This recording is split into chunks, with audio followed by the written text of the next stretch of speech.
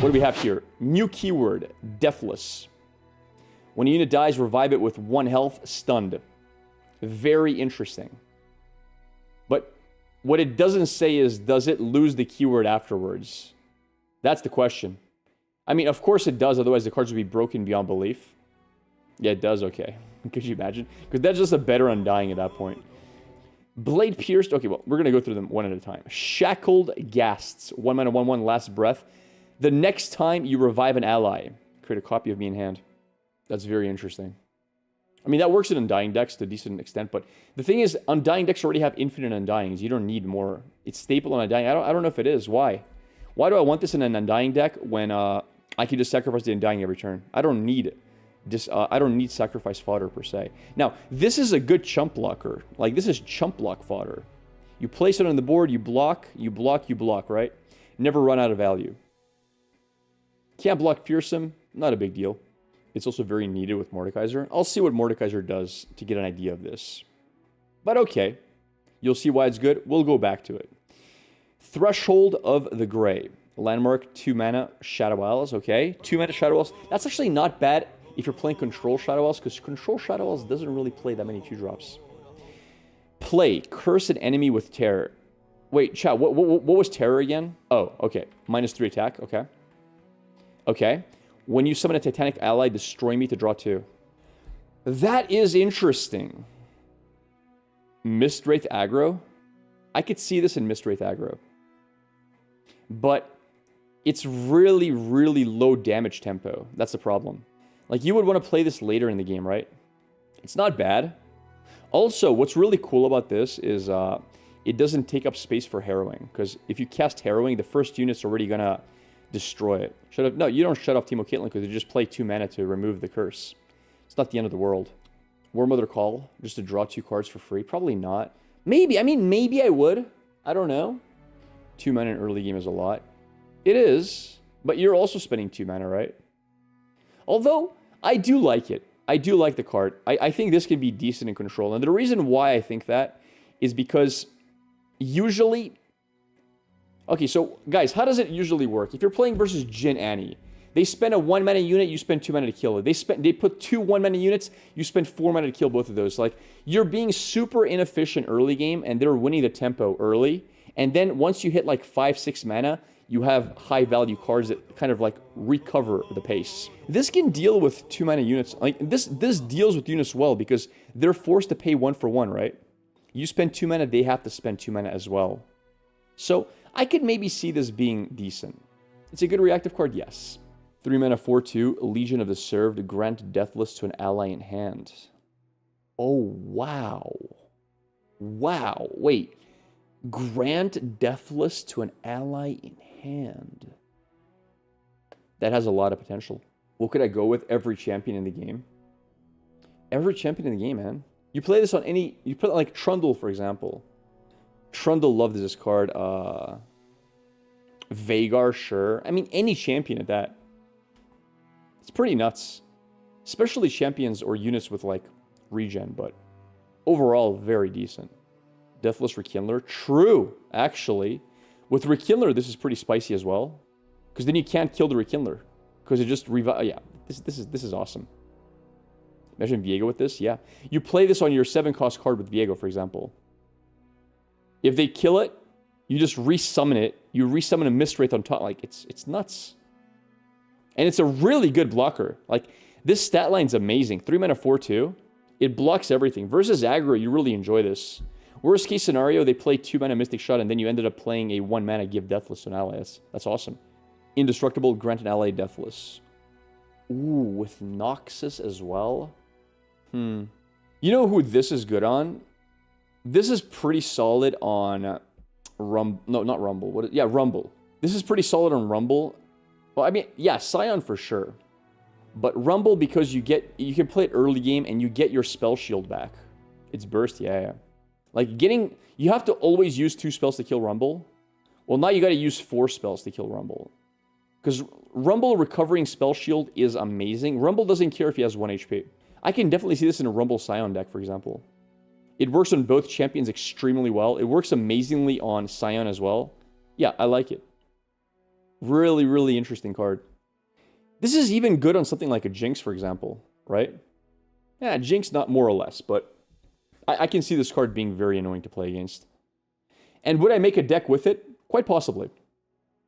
Death's Grasp. Kill an ally to deal 5 to a unit. I mean, that's pure Undying support, right? Are they going to make Mordekaiser an Undying champion? Is that what's going to happen? Is Mordekaiser going to become Undying now? Better Hate Spike? Is it better than Hate Spike? It's pretty good.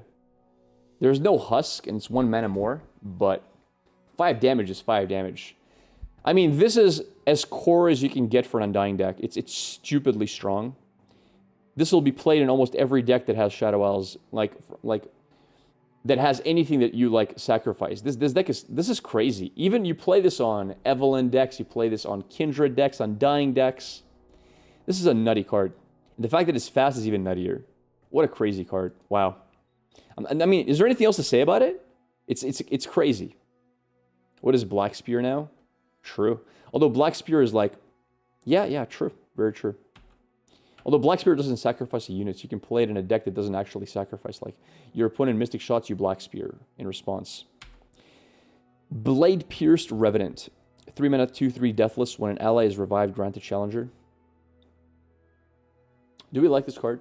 Yes. Like, guys, do you know why we like this card? I can explain why. Meh? Alright, chat. Listen to me.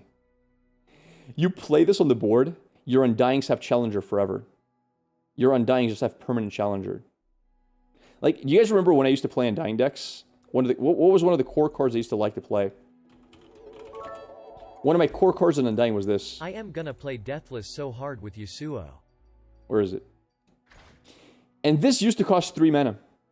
I used to play this at 3 mana. On Undying. Bruh, this is strong. Now, will I play it? I wish it was 3/2 in stat line. I'm not sure if I would play it, but it has potential. It absolutely does. Yeah, it also grants itself Challenger, I think. Well, actually, does it? I'm not sure. Because, no, I don't think it does.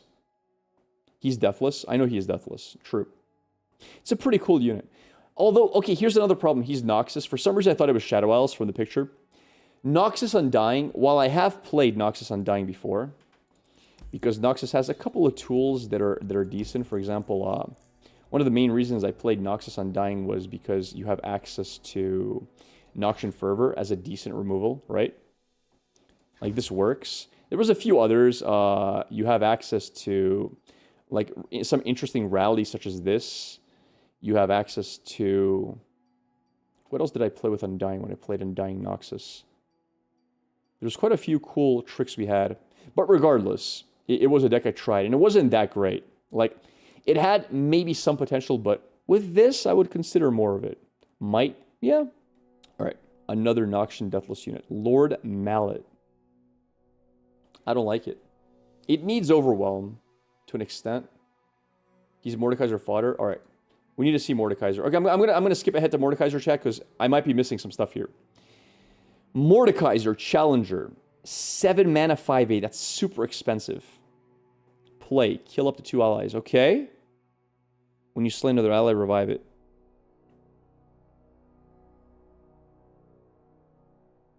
Oh my god. Wow. And he's double region as well. Oh my god. I don't know if you guys realize this, but if you slay an ally that has Deathless, you're going to revive 2 copies of it as well. So if you're playing Deathless decks, this double dips as well. But there's something else you guys don't see either. If you're playing, like, let's say you're playing Mordekaiser Karma in Shadow Isles. Let's say you have Mordekaiser Karma on board. They vengeance your Karma. You glimpse your Karma and she revives. Like, you're dipping so deep. You don't even have to play a revival deck for this. This card is absolutely nuts. And this play effect is insane for summon effects. It's stupidly insane. Holy crap. So 15 allies have died. Allies with 5+ power count twice. Interesting. Interesting. And he levels up. I mean, if he had no level up, I would play the hell out of this. I think this card is going to be busted. Who here agrees? Even without a level up, this part is insane. You have so much value here. It's ridiculous. He's also Titanic? No, he's not. Isn't Titanic 8 attack? I thought Titanic was 8 attack. Or health. Okay. Okay, got you. All right, Mordekaiser. Challenger, play, kill up to. Attack for the rest of the game when you slay unit drain. So you just got to be able to attack once with him. And it does stack, yes, I'm aware of that. I'm thinking Spooky Karma. How do we feel about Spooky Karma, chat? Like, let me just give you some ideas here. Just to show you how broken this is. Because Revive is a summon mechanic. You have to realize that. So, mana 7. Mana 7, you play Serene Skysinger.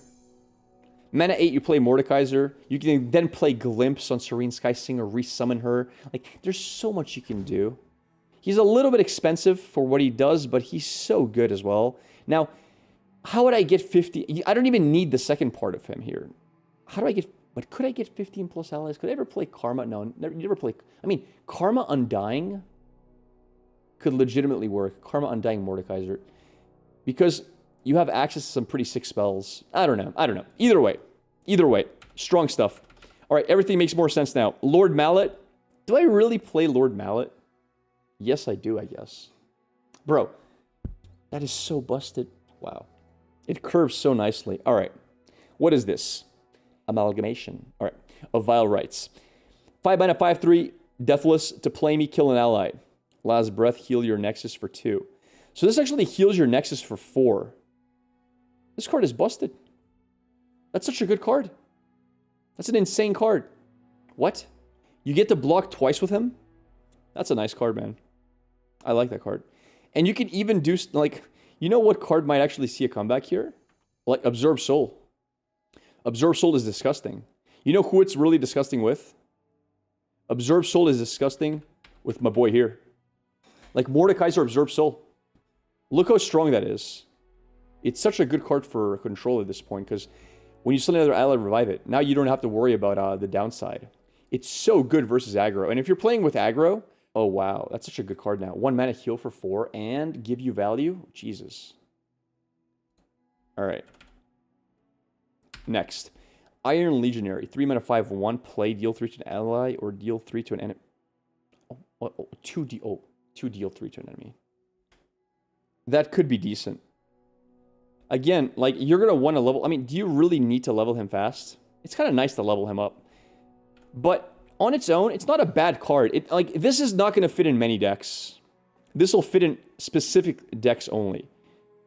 The one really cool thing about this being Noxus... I mean, it's Noxus as well. Like, like, this entire archetype pushes Reputation. It's not just Revival. You can play Reputation. You can play LeBlanc. There's a few Reputation decks you can put together with this. So, very cool. All right, Mordekaiser is busted. I really want to see what his champion spell is. So, there is one, like, if you really want to break this card, you give him a 3-cost champion spell. If you really want to break him. You make his champion spell super cheap and strong, but we'll see. Okay, it's not. It's a 10 cost. Also, this is a main deckable card, it seems. Realm of Death. Are we going to see Karma with this card? All right, Chad, that's the question. Is Karma going to play this card? An ally starts a free attack, challenging the strongest enemy.